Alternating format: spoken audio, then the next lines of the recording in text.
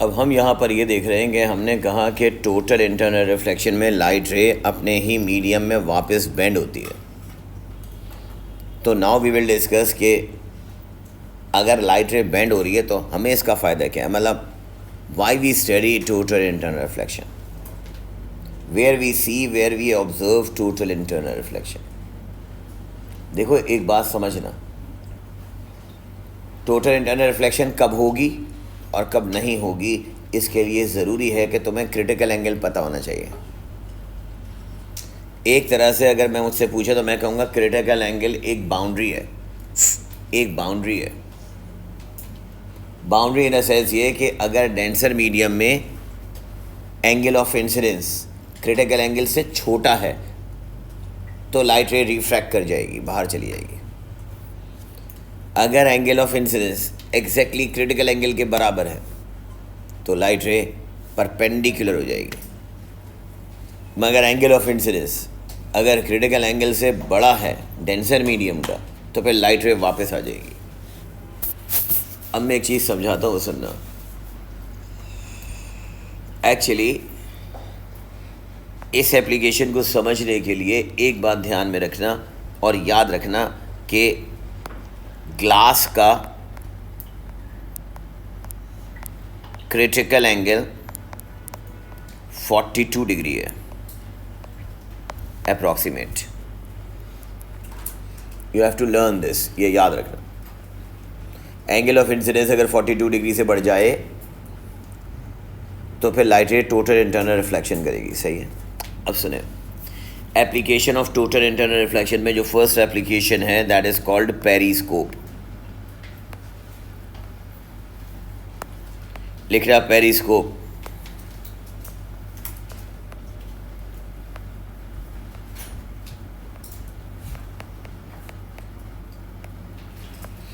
Write down, it is a device which is used to, लिखते जाएं, it is a device which is used to see objects above water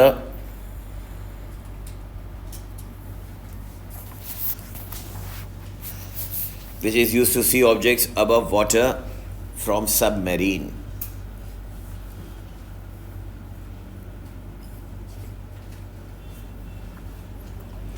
अब सुनो, इसको समझने के लिए पहले मैं एक एक्सपेरिमेंट छोटा सा करके दिखाता हूँ। देखो ये ऑब्जेक्ट है, सामने देखना बेटा, ये ऑब्जेक्ट है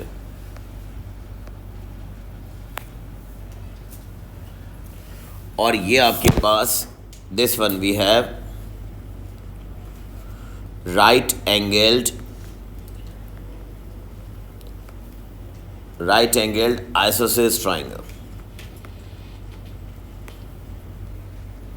राइट एंगल का मतलब 90 डिग्री, आइसोसेलेस ट्राइंगल का मतलब इक्वल एंगल। तो अगर राइट एंगल एक हो गया तो बाकी जो इक्वल एंगल है वो हर सूरत कितने डिग्री, 45 डिग्री। ये वाला एंगल भी 45 डिग्री। पेरिस्कोप में right angle isosceles triangle use होता है। अब मेरी बात सुनना, ये ऑब्जेक्ट है,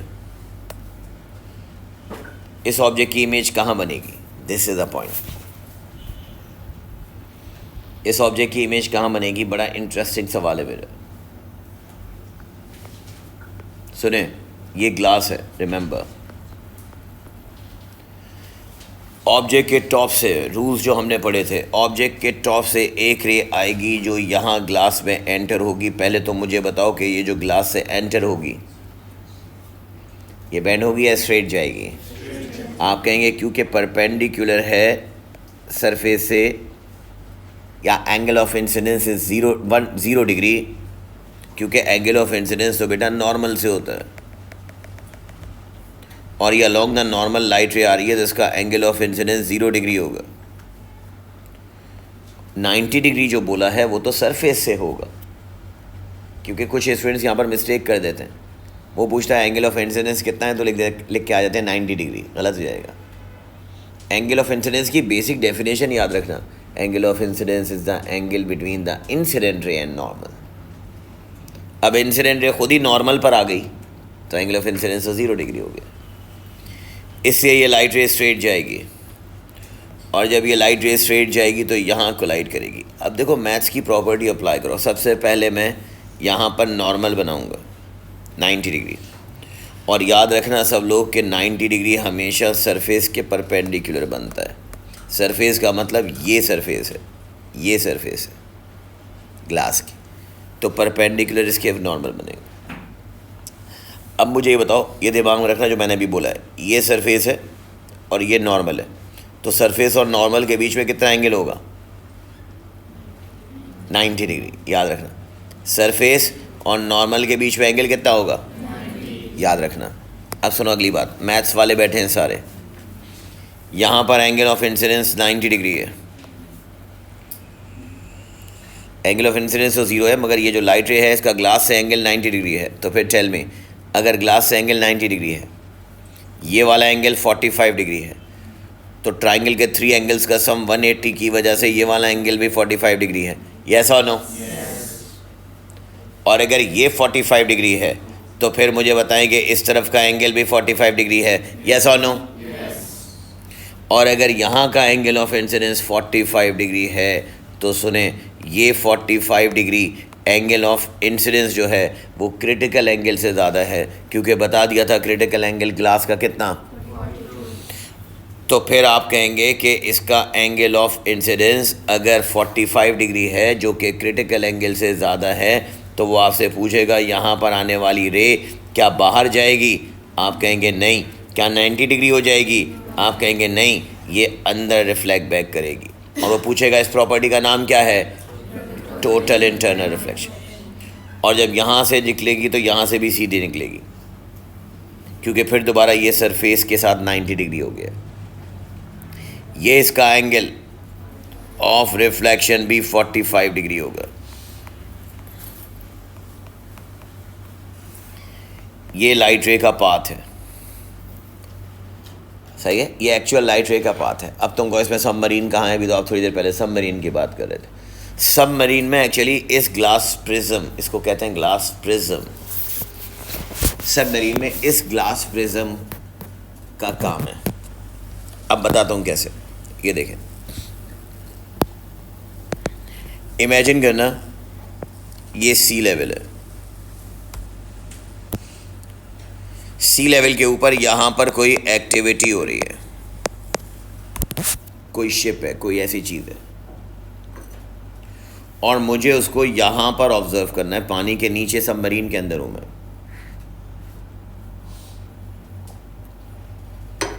पेरिस्कोप वो डिवाइस है जो कि लाइट रे को बेंड करती है।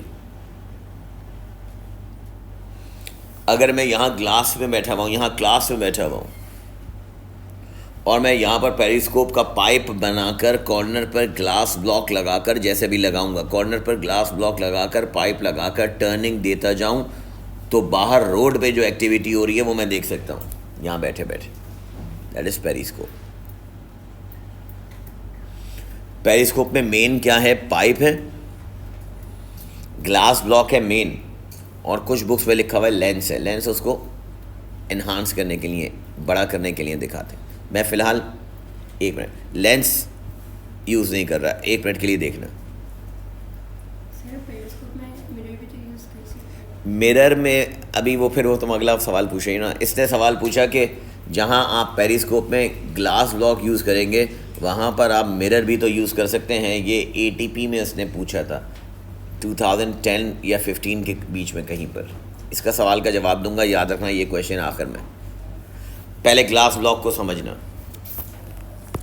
एक्चुअली आपके पास ये पेरिस्कोप की फंक्शन बताता हूँ। ये पेरिस्कोप है, ये पेरिस्कोप के टर्निंग यहाँ पर गई ऊपर, और यहाँ से ये पेरिस्कोप ऐसे गया सीधा।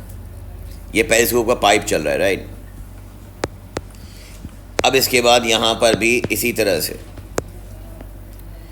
ये पेरिस्कोप है, ये एज इट इज़ यहाँ से सीधा आ गया लाइक दिस। अब सुनना और से, जो टर्निंग है ना बेटा, जो टर्निंग है वहाँ पर आपने ग्लास ब्लॉक लगाना है। कैसे? ये देखना, यहाँ मैं ग्लास ब्लॉक लगाऊंगा। कैसे? जो पाइप स्ट्रेट आ रहा है, तुमसे एग्जाम में अगर वो कह दे कि यहाँ ग्लास ब्लॉक लगाओ, तो देखो जो ग्लास स्ट्रेट आ रहा है और पाइप जो स्ट्रेट जा रहा है, जो पाइप स्ट्रेट आ रहा है उस जगह पर ग्लास ब्लॉक की स्ट्रेट वाली साइड ड्रॉ करना। सुनना गौर से, स्ट्रेट वाली साइड ड्रॉ करना। और जो वापस जा रहा है उस साइड पर भी स्ट्रेट ड्रॉ करना, और ये यहाँ पर स्लांट ड्रॉ करना। This is how you will construct periscope. Periscope के अंदर एग्जामिनर तुमसे यहाँ ग्लास ब्लॉक लगवा सकता है। देखें, जब आप मेरे साथ वीडियो ये सारी देखेंगे और ये सब चीज़ें समझेंगे तो आपको आइडिया होगा कि फ़िज़िक्स में आप ऊपर से भी चीज़ें पढ़ सकते हैं, मगर मैं आपको पूरी इन डेप्थ बता रहा हूँ, इसकी पूरी कंप्लीट डेप्थ। फिर इसमें सिचुएशन भी बताऊँगा कि क्या क्या चेंज होंगी। और ऐसा नहीं है कि ये हवाई बातें हैं, ये सेम तुम्हें पास पेपर में मिलेगा। देखना डिफरेंस, यहाँ पर ये सीधी साइड आ रही है, यहाँ पर ये भी सीधी साइड है। जो स्ट्रेट पाइप आ रहा है और जो स्ट्रेट पाइप जा रहा है वो स्ट्रेट रहेगा ग्लास ब्लॉक, और जहाँ ग्लास ब्लॉक पाइप का कॉर्नर है वहाँ स्लांट बनेगा। अब देखो, यहाँ पर मैं ये दिखा रहा हूँ कि ये ऐसे ले लेते हैं, ये कोई ऑब्जेक्ट है। प्लीज़ लिसन, सामने देखिएगा, इसमें इम्पॉर्टेंट बात होगी एक। ये एक ऑब्जेक्ट है,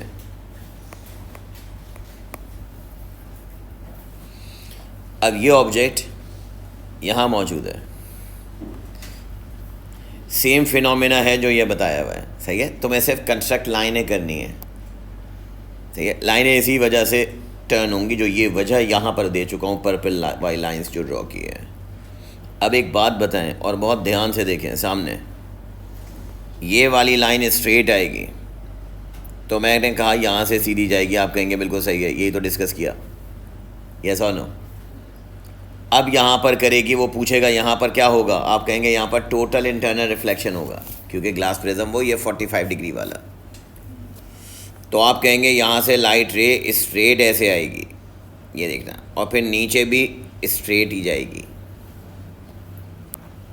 यस और नो। और फिर यहाँ से ऐसे बेंड होगी, और इसका मतलब जो इमेज आपको ऐसे नज़र आएगी, जो ऑब्जेक्ट का टॉप था वो यहाँ नज़र आएगा। वो देख लो, ऑब्जेक्ट का टॉप जो था वो यहाँ नज़र आएगा। सही है। अब किसी ने कहा मुझसे कि सर ऑब्जेक्ट के टॉप से भी बॉटम से भी एक रे ड्रॉ करके दिखाएं। मैंने कहा सही है, और से देखना, मैं इसमें एक ट्विस्ट करूँगा डायग्राम को, सामने देखते जाइएगा। फिर यहाँ से मैंने एक लाइन ड्रॉ की, ये भी बिल्कुल ये है, कहाँ से ग्रीन वाली रे कहाँ से आ रही है, ऑब्जेक्ट के बॉटम से। तो आप कहेंगे ऑब्जेक्ट के बॉटम पर, सॉरी, ये वाली रे यहाँ से भी स्ट्रेट जाएगी, और जब यहाँ बॉटम पे कोलाइड करेगी तो यहाँ से बॉटम से भी स्ट्रेट आ रही है। तो इसका मतलब जो लाइट रे बॉटम से आ रही थी वो बॉटम पर ही जाकर इमेज बनाएगी, जो लाइट रे टॉप से आ रही थी वो टॉप पर ही जाकर इसका इमेज बनाएगी। यस और नो? सही है। अब सुनो, जिस एटीपी की मैं बात कर रहा हूँ उस एटीपी में एग्जामिनर ने ट्विस्ट क्या किया, उसने कहा कि भाई ये प्रिज्म सॉरी पाइप है। अब देखना डिफरेंस, उसने तुम्हें यहाँ पर ये दे दिया, ये पाइप ऐसे दे दिया, सही है। अब वो क्या कह रहा है, वो कह रहा है कि जो ऑब्जेक्ट तुमने पहले दिखाया था बिल्कुल उसी तरह से अगर मैं यहाँ पर के एक ऑब्जेक्ट रख दूँ, और ये ऑब्जेक्ट भी मैं ऐसे ही रख रहा हूँ, ये ऑब्जेक्ट रख दूँ, अब ये ऑब्जेक्ट है, प्रिज्म बनाओ, मैं कहूँगा प्रिज्म तो बना सकता हूँ मैं, प्रिज्म में इशू नहीं है। प्रिज्म तो ये बनेगा, ये वाली साइड सीधी आएगी, ये वाली साइड आप कहेंगे सीधी आएगी, और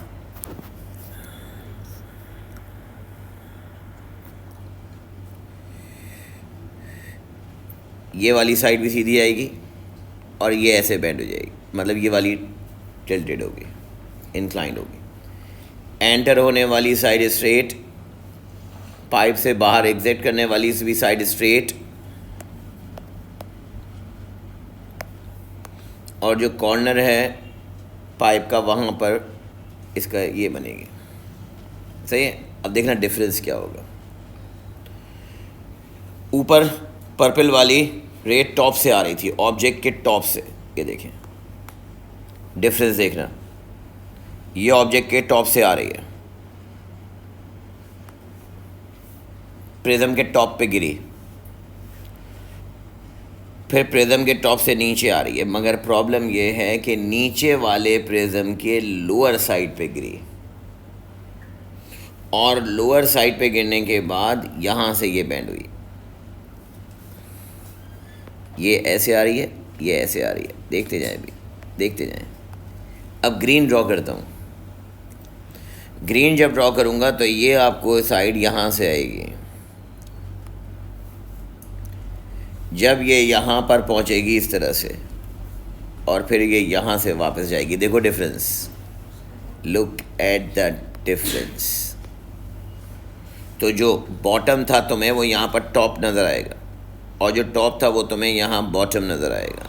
इसका मतलब अगर यहाँ पर आई है तो वो आई इस ऑब्जेक्ट को उल्टा देखेगी, मतलब उल्टा नज़र आएगा उसे। ये देखो ये डिफरेंस है। ये डिफरेंस पता है सिर्फ एक ग्लास प्रिज्म के उल्टा लगाने से हुआ है। एक बात तो नोट करो अगर गौर से, और जब ये आप ड्रॉ करेंगे तो आपको बात समझ में आएगी। इनमें ड्रॉ कर में फ़र्क ये है कि ये देखो, ये और ये सिर्फ इसने लाइट रे को घुमा दिया। यस और no.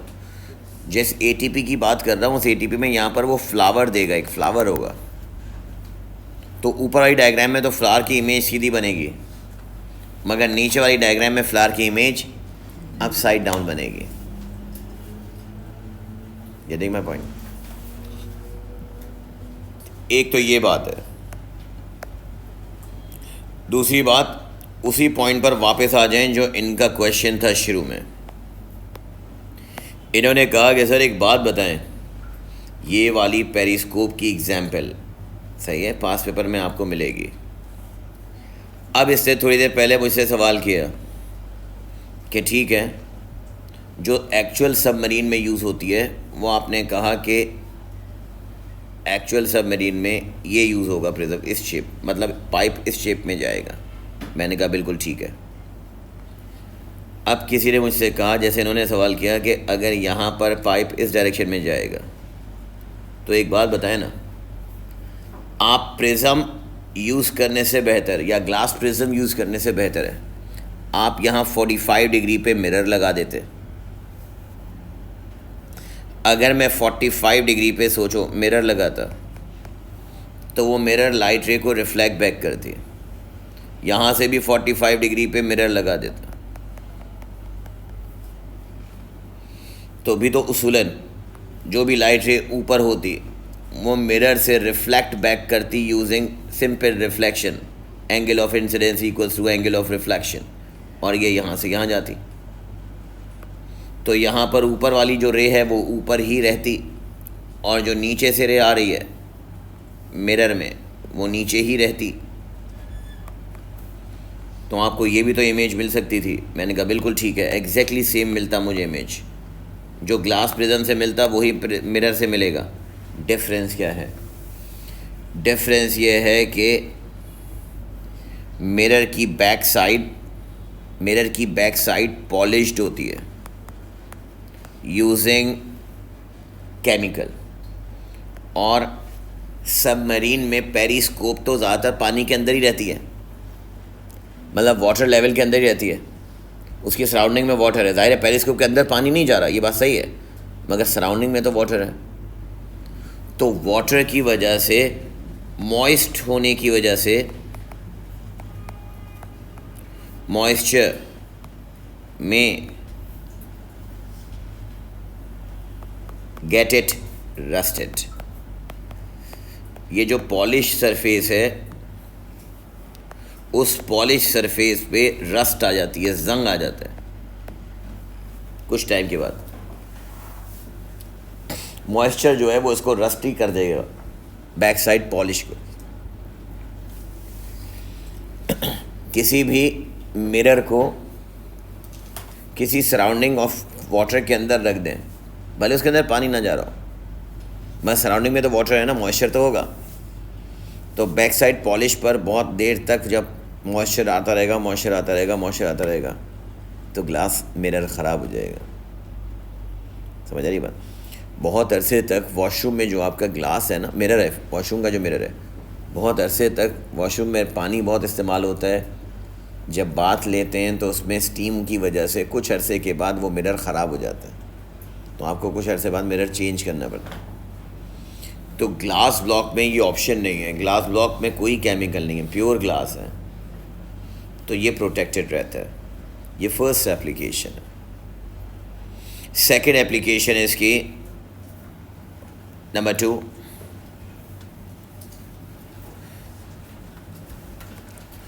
Optical fibre.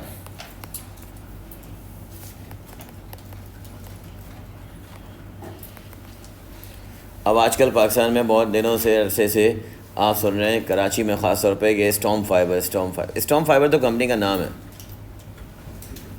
Storm fibre actually use करती है optical fibre cable. Optical fibre is a cable which transmit data. जब तक ऑप्टिकल फाइबर नहीं था ना बेटा, सुनिएगा, जब तक ऑप्टिकल फाइबर नहीं था तो टेलीफोन लाइनों में ज़्यादातर कॉपर वायर यूज़ होता था। कॉपर मेटल है, महंगा है। ऑप्टिकल फाइबर सस्ता है, ग्लास है। जब मैं आपसे कहूँ ऑप्टिकल फाइबर, तो याद रखना optical fibre is made of glass. लिखिएगा, write down, optical fibre, optical fibre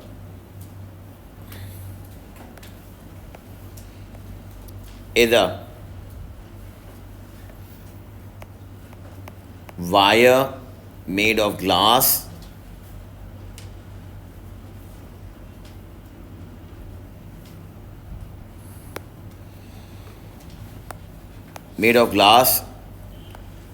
which is used to transmit data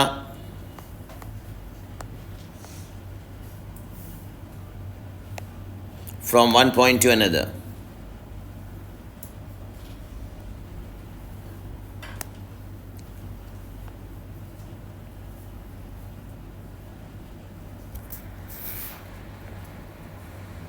Next, inside optical fiber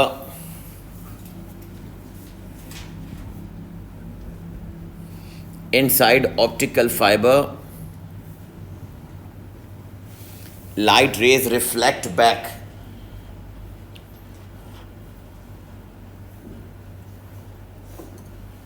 Inside optical fiber, light rays reflect back due to total internal reflection.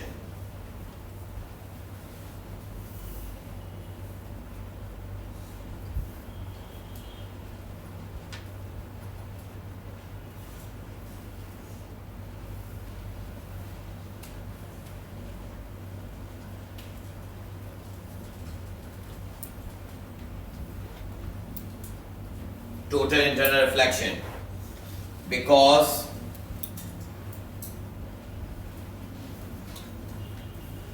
the angle of incidence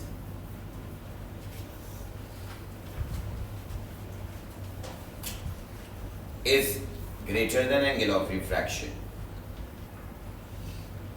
Sorry, angle of incidence is greater than critical angle. Angle of incidence is greater than critical angle.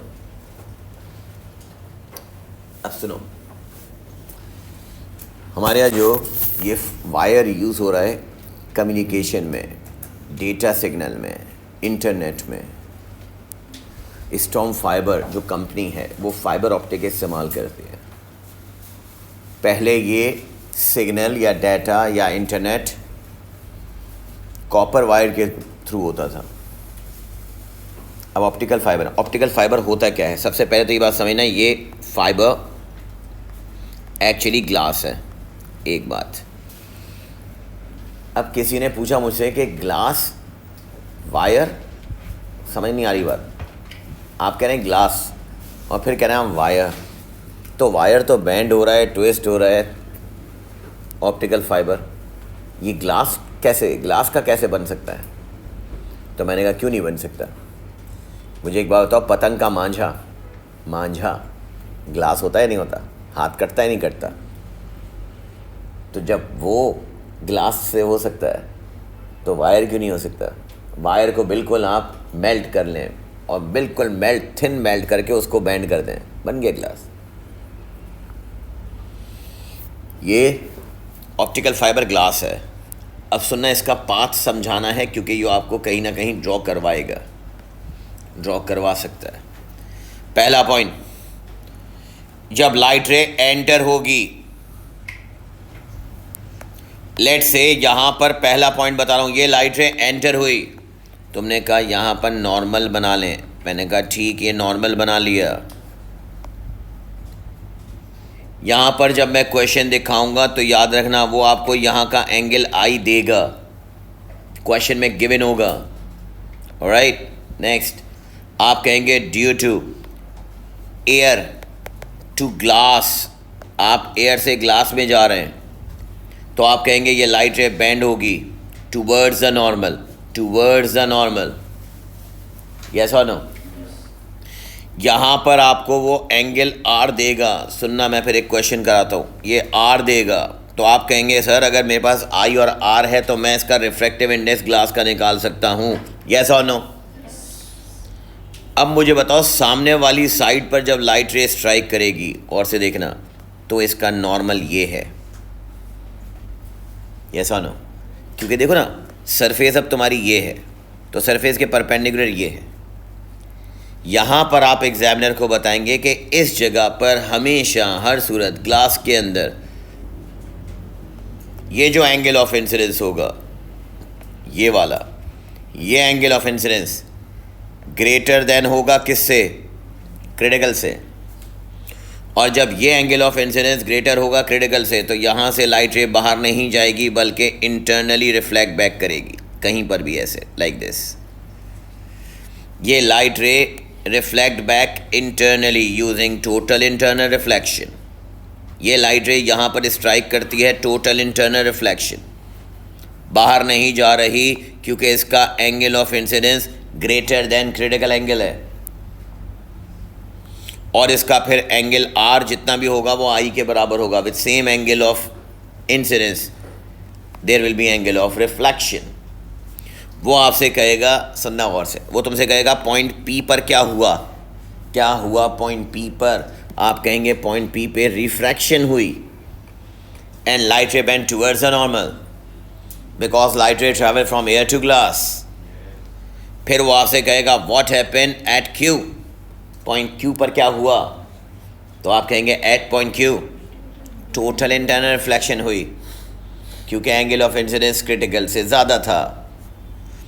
फिर यहाँ पर आ जाएं, अब यहाँ पर दोबारा मैंने normal draw किया। जब जब ग्लास के अंदर लाइट रे कोलाइड करेगी, आप कहेंगे एंगल ऑफ इंसिडेंस हमेशा क्रिटिकल से ज़्यादा होगा और फिर लाइट रे यहाँ से वापस जाएगी ऐसे। जब जब लाइट रे ग्लास के अंदर स्ट्राइक करेगी, याद कर लेना ये बात कि angle of incidence greater than critical angle लिखेंगे। जब जब लाइट रे, ये बार बार मैं बात बोल रहा हूँ, जब जब लाइट रे ऑप्टिकल फाइबर में ग्लास के अंदर हिट करेगी तो आप उसको angle of incidence greater than critical angle बोलेंगे। तो मैंने कहा इसका मतलब ये, अब इस पॉइंट पर लाइट रे स्ट्राइक करती है। अब मैंने यहाँ पर नॉर्मल ड्रॉ किया, लुक हियर, यहाँ पर नॉर्मल। तुमने कहा फिर दोबारा angle of incidence is greater than critical angle, तो मैंने कहा फिर light ray reflect back internally. अब वो पूछेगा ये पॉइंट आर है, नाउ टेल मी, ये पॉइंट आर है जहाँ फाइनली स्ट्राइक कर रही है। अब वो आपसे कहेगा कि यहाँ पर, सॉरी, यहाँ पर क्या होगा? आप कहेंगे ये अगर नॉर्मल यहाँ है, फॉर एग्जांपल ये नॉर्मल है, ये नॉर्मल है, तो मुझे बताओ ग्लास से एयर में जा रही है अब लाइट रे, ये ग्लास है, that is glass, outside is air, this one is glass, outside is air, tell me light ray glass से एयर में जाएगी, क्या होगा? Away from the normal. अब ये आप कहेंगे लाइट रे ऐसे अवे फ्रॉम द नॉर्मल। इस फिनोमेना को देखो, ये पॉइंट आर है for example, this is how in optical fibre whenever light ray strike inside the glass surface there will be total internal reflection. At point P लिखना, at point P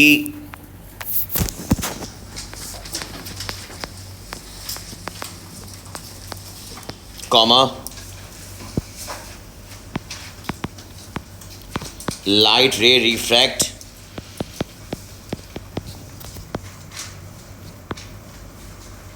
and bends towards normal because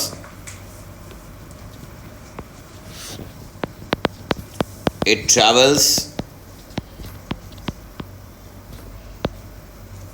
from rarer to denser.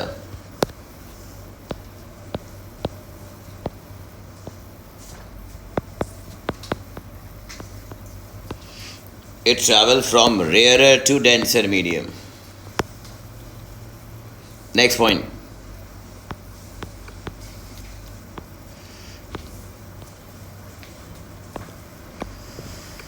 At point Q, write down.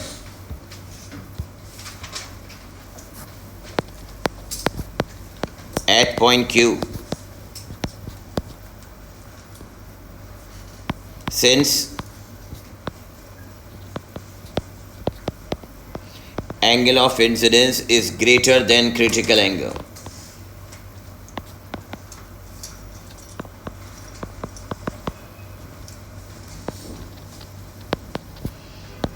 so light ray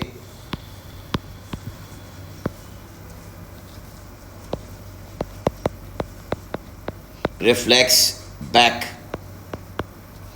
internally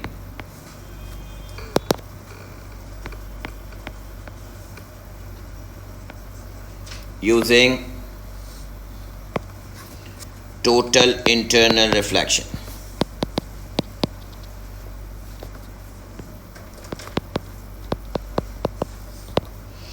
Using total internal reflection. क्योंकि angle of incidence greater than critical angle है, so light ray reflect back internally using total internal reflection. अब मुझे ये बताओ कि at point R क्या लिखेंगे? Write down, at point R light ray refracts, फिर दोबारा देखना मैं क्या लिख रहा हूँ। Write down, at point are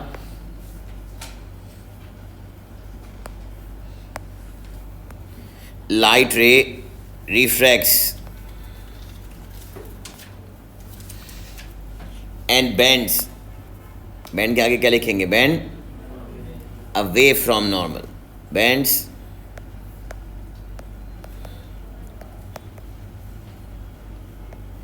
away from normal because it travels from,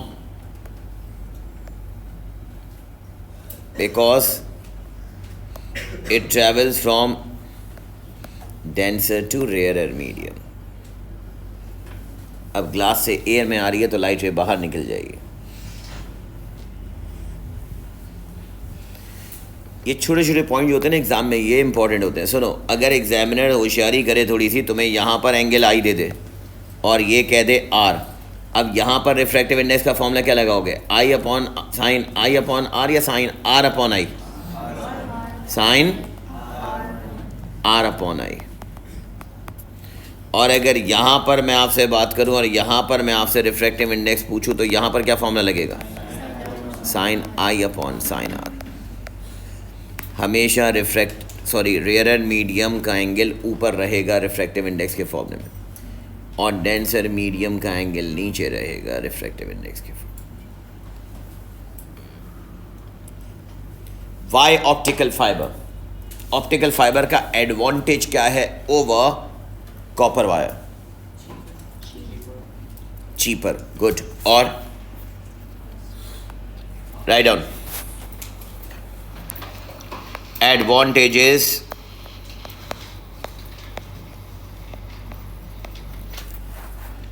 of optical fibre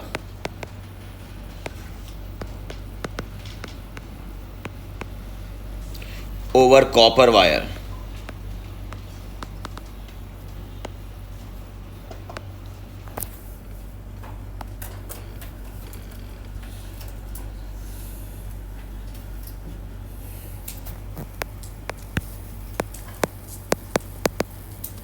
number 1, जैसे तुमने कहा optical fibre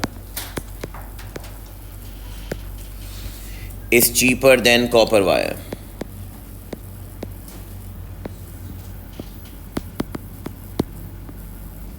because definitely copper wire metal का है, तो मेटल एक्सपेंसिव है।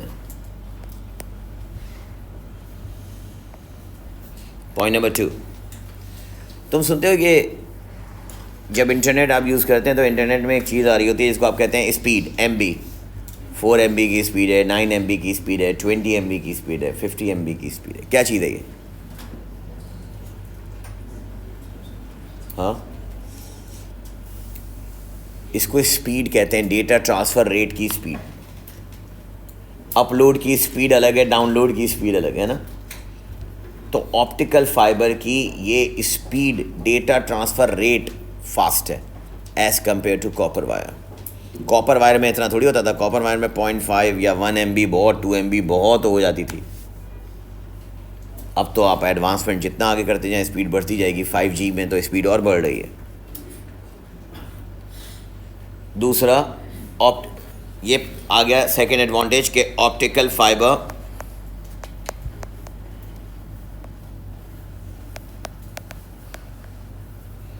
Has faster data transfer.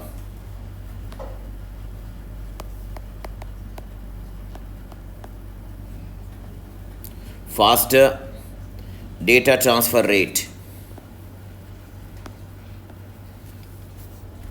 Number 3, optical fiber has less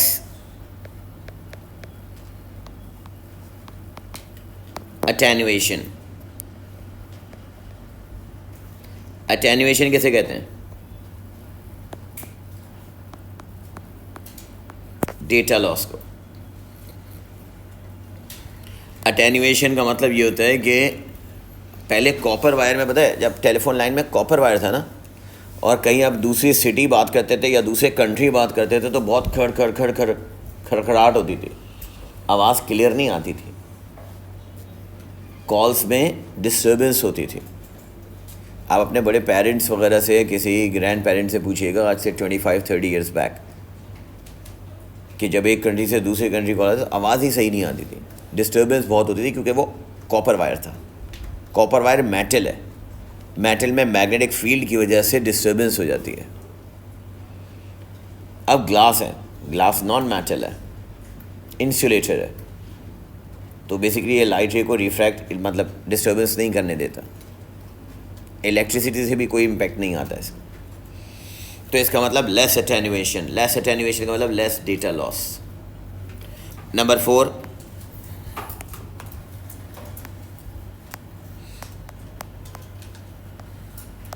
greater bandwidth.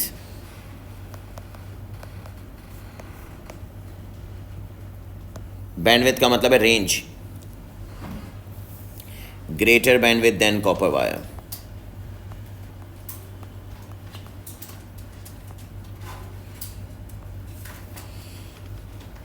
Bandwidth का मतलब जब कॉपर वायर था ना तो करीब करीब बूस्टर लगाने पड़ते थे वरना सिग्नल ड्रॉप होता था। अब ऑप्टिकल फाइबर जब आया तो स्टॉर्म फाइबर या कोई भी और कंपनी अगर ऑप्टिकल फाइबर को यूज़ करेगी तो उसको अब तो स्टारलिंक वगैरह का तो बहुत ही फास्ट डेटा ट्रांसफ़र होगा इन फ्यूचर। तो इसमें आपको ग्रेटर बैंडविड्थ का मतलब इसकी रेंज ज़्यादा होती है बूस्टर की, तो आपको कम टावर्स लगाने पड़ते हैं, तो ज़्यादा दूर तक रेंज कवर करते हैं। तो ये कुछ एडवांटेजेस हैं इसके। एक छोटा सा डिसएडवांटेज है, क्या? वो भी याद रखना। Only disadvantage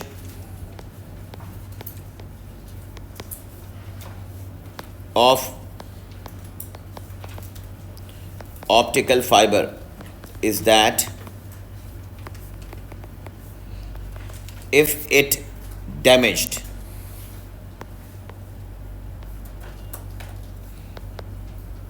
then it will take time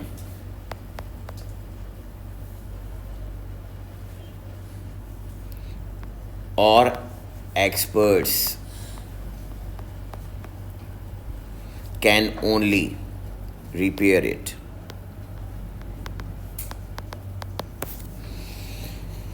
बस ये एक डिसएडवांटेज है कि ये नॉर्मली आपके पास कॉपर के तार की तरह से नहीं है कि दो तार जोड़ दो, ऐसा नहीं है।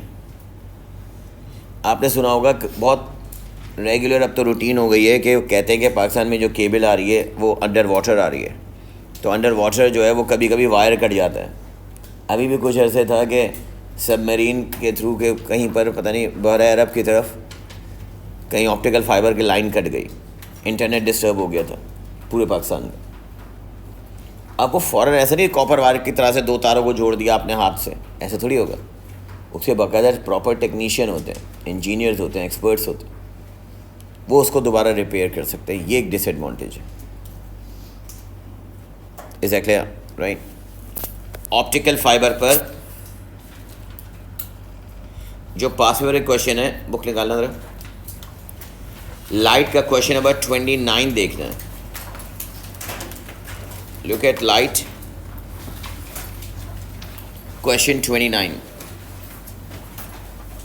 फिगर शो द रे of light entering a prism passing along a optical fibre. Calculator बेटा। अब देखो जो मैंने आपको बताया एग्जैक्टली वही चीज़ पूछ रहा है। Refractive index n is equal to sine I divided by sine R बेटा।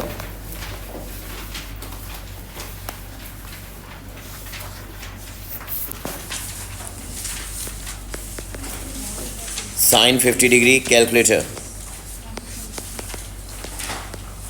Sign 30 degree. ये जून 15 का पेपर 21 है। मेरी बुक का क्वेश्चन नंबर 29 है। आप देख लीजिएगा आपके पास जो भी बुक है। क्वेश्चन नंबर 29 है। साइन 50 अपॉन साइन 30 करना कितना? 1.53। रिफ्रैक्टिव इंडेक्स का कोई यूनिट नहीं होता, याद रखिएगा।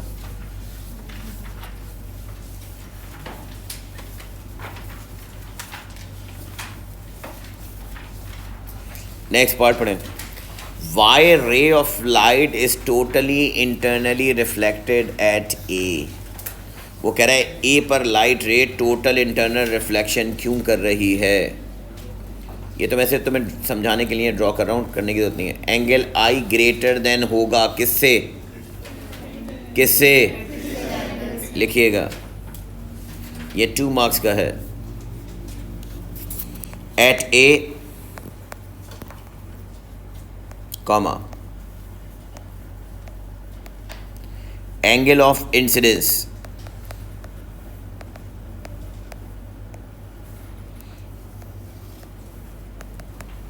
must be greater than critical angle. So light ray reflects back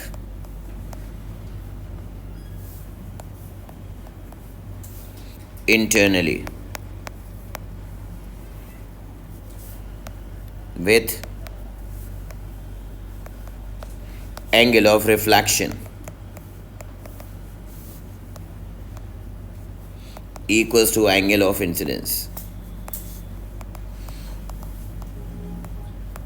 total internal reflection में एंगल ऑफ रिफ्लेक्शन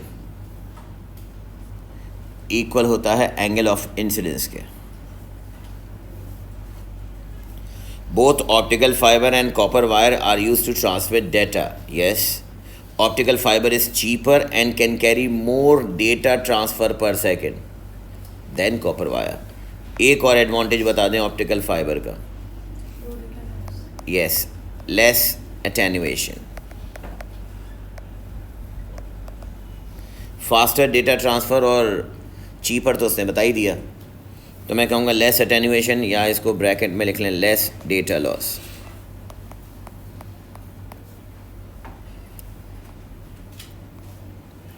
या यहाँ पर ये भी कह सकते थे कि ग्रेटर बैंडविड्थ और ग्रेटर बैंडविड्थ। बैंडविड्थ किसी ने मुझसे पूछा, बैंडविड्थ याद रखना रेंज को कहते हैं।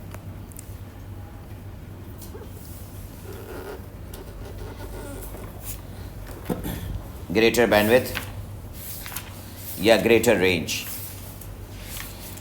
इसी ऑप्टिकल फाइबर पर नेक्स्ट क्वेश्चन है आपके पास, क्वेश्चन नंबर 37। क्वेश्चन 37 ये 2022 का क्वेश्चन है।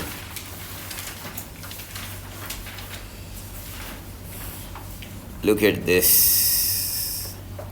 37। फर्स्ट पार्ट तो आसान है, v is equals to F lambda लगा दो, lambda is equals to v divided by F. Calculator बेटा 2.0 इंटू 10 टू द पावर 8 को डिवाइड करें 4.7 इंटू 10 टू द पावर 14 से। न्यूमरेटर और डिनोमिनेटर की यूज़ करना पहले भी बता चुका हूँ। क्या आंसर है?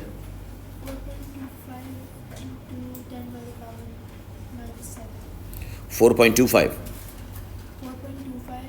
4.25 एक्सपोनेंट -7 मीटर में आएगा, क्योंकि स्पीड मीटर पर सेकंड में है तो वेवलेंथ भी मीटर पर सेकंड में।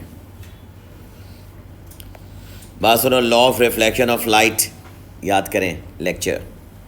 Angle I is equals to angle R, पता है ना ये हम क्लास में कर चुके हैं। सेम एक्सपेरिमेंट लिखना है यहाँ। तो देखो ये टॉपिकल पास पेपर इसलिए जगह कम है, वरना एक्चुअल पेपर होगा तो उसमें पूरा हाफ पेज की जगह होगी। इसकी 5 मार्क्स का है, याद है ना। मिरर वाला एक्सपेरिमेंट है ये, मिरर एक्सपेरिमेंट है। Angle of reflection equals to angle of incidence. इसको आप मिरर एक्सपेरिमेंट लिख लेंगे यहाँ पे, जो हम थ्योरी में कर चुके हैं। मिरर रखते हैं, 2 पिन्स लगाते हैं, एंगल ऑफ इंसिडेंस मतलब वही सब। ये देखो क्या कह रहा है। Figure 10.1 shows the ray of light traveling in optical fiber. The ray strikes the side of P. इस साइड का एंगल 7 डिग्री है। अब देखो मुझे एक बात बताओ, अगर मैं यहाँ पर नॉर्मल ड्रॉ करूँ और वो आपसे कह रहा है वो एंगल 7 डिग्री है, तो फिर ये वाला एंगल कितना होगा? हाँ, 90 में से 7 माइनस करें कितना होगा? 83 डिग्री। अब वो आपसे कह रहा है determine the angle of incidence at P. कितना एंगल? 83 डिग्री लिख दें।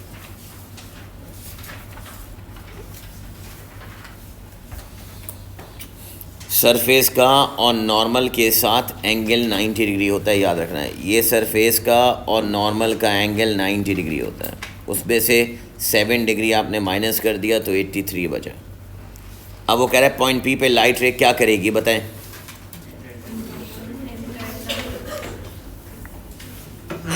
लिखना, एट पॉइंट पी, ये हमेशा इसकी प्रॉपर्टी ऑप्टिकल फाइबर की कि at point P comma angle of incidence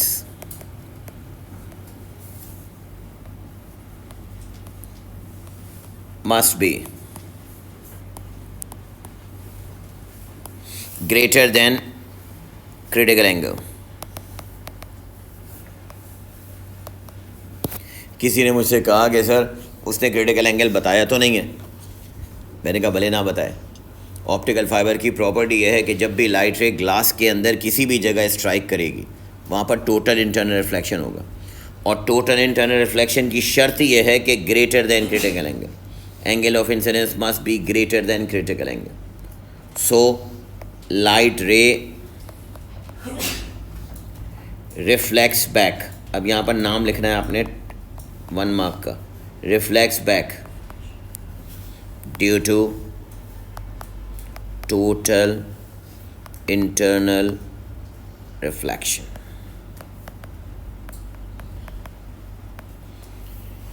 यहाँ पर आपके पास कीवर्ड बता रहा हूँ, 2 मार्क्स हैं। 2 मार्क्स के लिए पहला मार्क है ग्रेटर देन क्रिटिकल एंगल और दूसरा मार्क है टोटल इंटरनल रिफ्लेक्शन का नाम लिखना। ये कीवर्ड है, ये बताना है कि angle of incidence greater than critical angle होगा और फिर light ray reflect back internally using total internal reflection. Next question देखो, ये रहा 38। Optical fiber are used to transmit telephone signals. Show a ray of light strike inside the surface of optical fiber at P. Advantage बता दें, faster data transfer rate.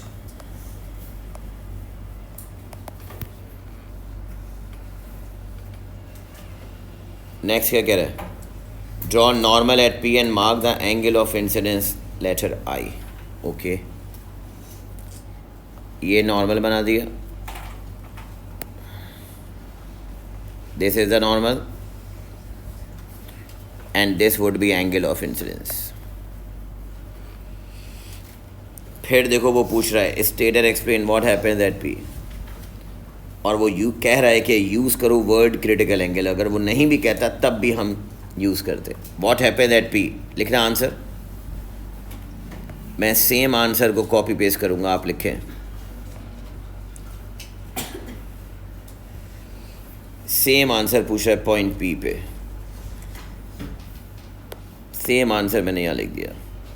Eight point P angle of incidence is greater than critical angle, so light ray reflect back due to total internal reflection.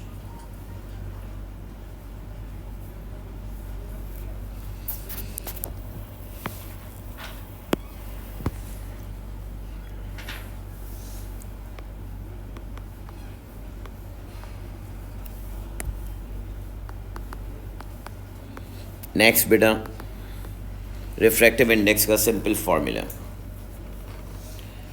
उससे कहा कि light रे जब enter हो रही है तो एंगल ऑफ इंसिडेंस 60 डिग्री है। क्वेश्चन में लिख दिया है कि एंटर हो रही है, इसलिए एंटर का बता दिया कि स्टार्टिंग में वो आपसे कह रहा है कि लाइट रे जब यहाँ से आ रही है तो ये नॉर्मल है, अगर तो इसका ये एंगल आई 60 डिग्री है आई। तो लाइट रे ये ड्रॉ करनी होती है, इसे समझा रहा हूँ। ये कह रहा है कि एंगल ऑफ इंसिडेंस एंटर होते हुए 60 डिग्री है और रिफ्रैक्टिव इंडेक्स 1.5 है। तो मुझे बताएं कि एंगल ऑफ रिफ्रैक्शन क्या होगा। रखना यहाँ पे 1.5 is equals sine 60 degree divided by sine R, cross multiply करो, मैथमेटिकल मिस्टेक नहीं करना। कैलकुलेटर उठाएं, साइन 60 डिवाइडेड बाय 1.5, साइन 60 आएगा 0.866 डिवाइडेड बाय 1.5। ये करके इसका इन्वर्स ले लो, बताओ। साइन 60 0.866 आएगा, इसको डिवाइड करो 1.5 से और साइन इन्वर्स करना।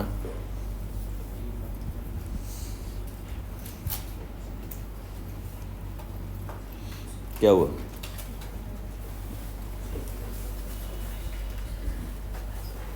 कितना है बेटा?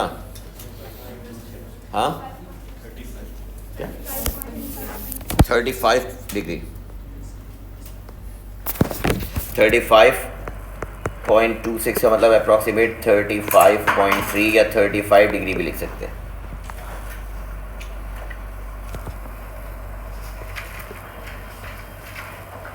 ये है आपके पास मेन कॉन्सेप्ट। यहाँ पर ये आ गया आपका, देखो रिफ्रैक्शन ऑफ लाइट यहाँ पर कंप्लीट हो गया। रिफ्रैक्शन ऑफ लाइट में लाइट रे बेंड होती है, एयर से ग्लास में आता है तो लाइट रे बेंड होगी टूवर्ड्स द नॉर्मल, ग्लास से एयर में जाएगी तो लाइट रे बेंड होगी अवे फ्रॉम द नॉर्मल, और ग्लास से एयर में जाते हुए इतनी अवे फ्रॉम द नॉर्मल कि वो रिफ्रैक्टेड एंगल 90 बन जाए तो उसको क्रिटिकल एंगल कहते हैं। और अगर उसी डेंसर मीडियम में angle of incidence critical angle से भी बढ़ जाए तो टोटल इंटरनल रिफ्लेक्शन होगी। टोटल इंटरनल रिफ्लेक्शन की दो एप्लीकेशंस हैं, तुम्हारे सामने मैंने बता दी, एक ऑप्टिकल फाइबर और एक पेरिस्कोप। यहाँ पर रिफ्रैक्शन कंप्लीट हो गया।